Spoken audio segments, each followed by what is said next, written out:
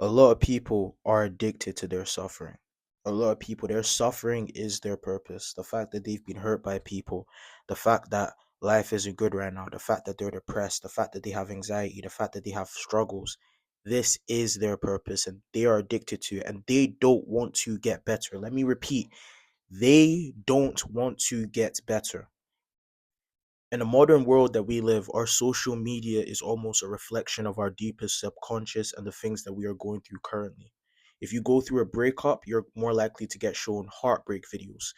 If you go through a period where you're struggling with your mental health, you might be on a type of algorithm that's more accustomed to that. If you're going through a dark period in your life, the art that's going to be shown to you is often going to be dark art. It's often going to be quite sad. It's going to be quite somber. It's going to be quite depressing. And the reason why it may appeal to you is because we often connect with things that we feel like we can personally relate to. And this is okay in moderation. For example, if you are heartbroken, you should feel the emotions. If you are grieving, you should feel the emotions. If you are even just sad for no reason, you should feel the emotions. No one is telling you guys not to feel. I'm very against men not feeling their emotions. The problem rises when we stay in those emotions or we let those emotions become all that we are allowed to feel. Because at the end of the day, we have a choice on what to consume. The Bible says the eyes are a window into the soul, and the Bible also says there is power and death in the tongue. What does this mean? In the simplest form, this means whatever you see, whatever you consistently watch, whatever you allow to enter your soul, wherever you allow to propagate your mind and propagate your thoughts, you will think about. And these thoughts will eventually become actions or inaction in a lot of cases if you're consuming this depressed, sad, heartbreaking content. And it can really be a detriment to your life. When I was going through my heartbreak, you know, depressed, sad stage of my life, there was a period where I was listening to the most depressing, the most sad, the most somber music, and the most depressing, sad, somber content. I'm talking about consistent heartbreak content. I'm talking about content on Instagram and, TikTok, where it's like they particularly choose sounds that lower your mood, bring you down. You feel some type of way, right? You look back at it and it's like the content is always like point of view, you lost the love of your life, point of view, it's not been the same, point of view, this, that, and the third. And the reason why that's dangerous is a lot of people are addicted to their suffering. A lot of people are addicted to their suffering because this emotion becomes a drug. We feed off of our own pain and then it almost becomes a cycle. It becomes a cycle. And then never mind you just staying in that cycle, then you start talking about it. Like I said, it's good to talk about the things that you're going through with other people, but you don't want to be in a situation where you over talk about things. Remember, I was reading this one book by this guy called Jason Wilson. It's called Battle Cry. And in the book, he basically breaks down how we put ourselves in our own emotional incarceration by constantly focusing and focusing on the past. And we don't allow ourselves to move on from negative situations through our ability to not forgive ourselves or the past people in the past, truly forgive the past people for what happened, and to not genuinely try and move forward by constantly feeding into it, by constantly talking about it, by constantly reflecting on it, right? There's a time for self reflection and there's a time to move forward. However, a lot of people struggle to move forward because in moving forward, there is pain. There is still pain attached. And a lot of people, we live in such a society that over analyzes, over therapizes everything. If you've ever been hurt, you want to stay in that hurt position as much as possible. You want to think on all the good memories. You want to reflect on all the emotions, right? But at a certain level, it becomes a negative and you need to move. You need to move on with your life, no matter what that pain may be. What we consume is powerful. If you consume these motivational speakers, if you consume people that talk about how your life can change, that talk about how you can become the best version of yourself, that talk about how you can genuinely be somebody in life and you can genuinely have everything you want in life, you will start to think that. Our thoughts very quickly become a manifestation of our reality. The person who thinks that he can do it can do it. The person who thinks he can't do it can't do it. Both people are correct because our thoughts a lot of the time manifest in our actions.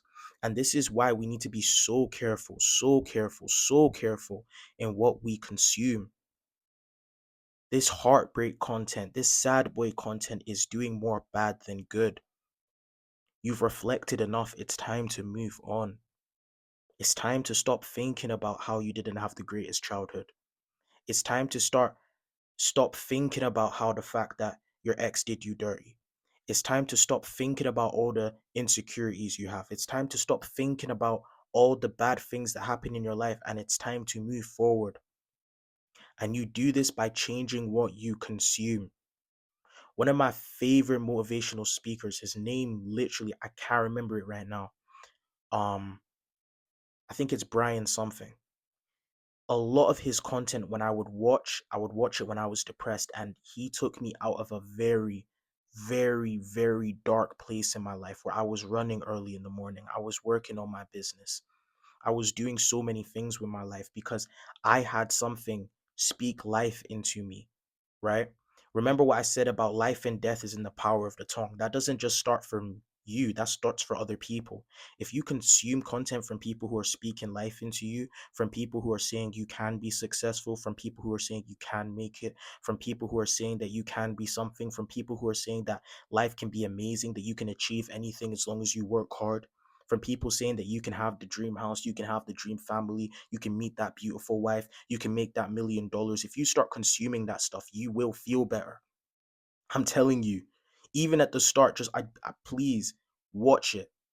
Just watch these type of content and watch old school motivational speakers. Don't watch the new motivational speakers because I find a lot of the new motivational speakers they tend to go into new age spirituality. What I'm preaching to you guys right now is not law of attraction. For anyone who's coming onto this channel thinking I'm gonna teach you law of attraction, I'm sorry. I think that stuff is like very demonic. I'm not even gonna lie to you guys, and I can make a separate video on that on another time. But the old school motivational speakers who I just get this vibe that they really just did it out of just like wanting to inspire people and wanting to help people. And they may or may not have been Christian. I really don't care. It's just I don't get that whole spiritual aspect with it as well. I really just believe they wanted to improve people's mental health because they genuinely cared. And obviously they wanted to make money. Let's not lie. They're not doing it for free. You know what I'm saying? They wanted a financial incentive, but their work genuinely helped people and it's genuinely helped me, right?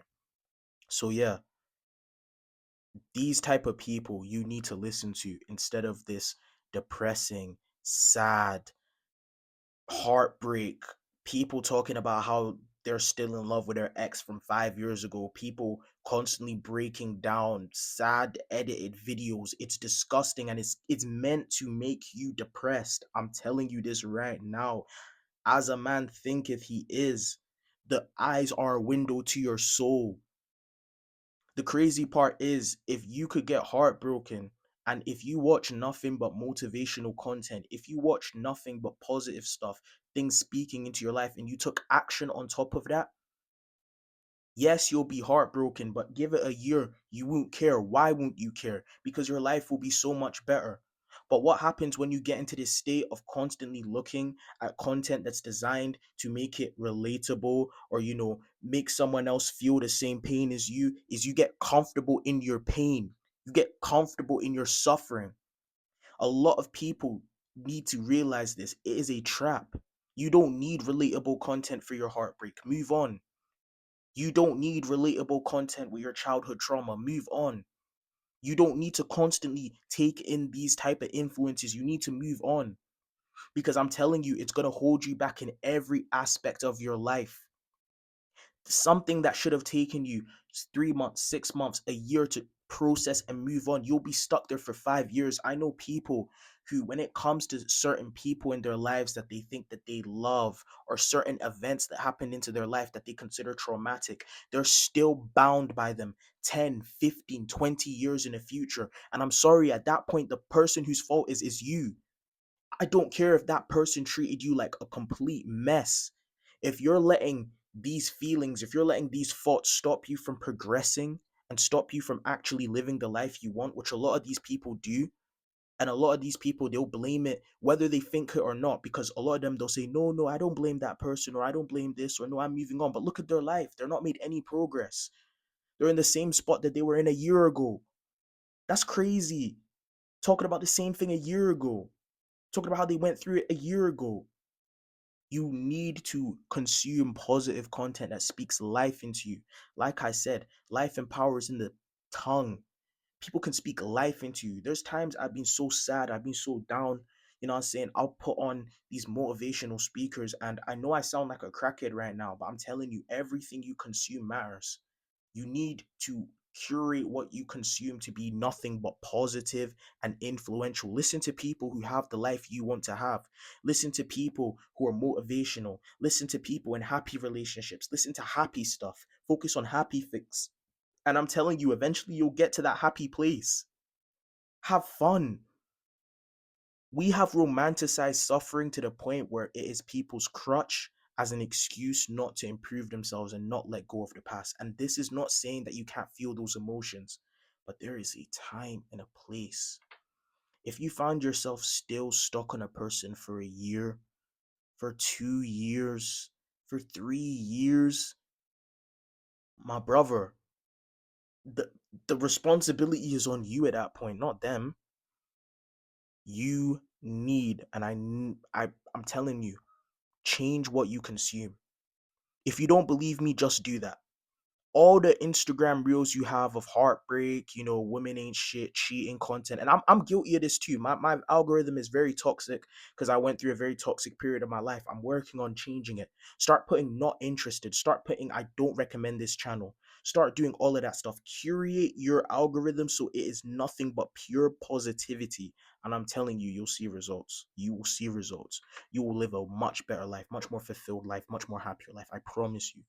That I can promise you. And yeah, man.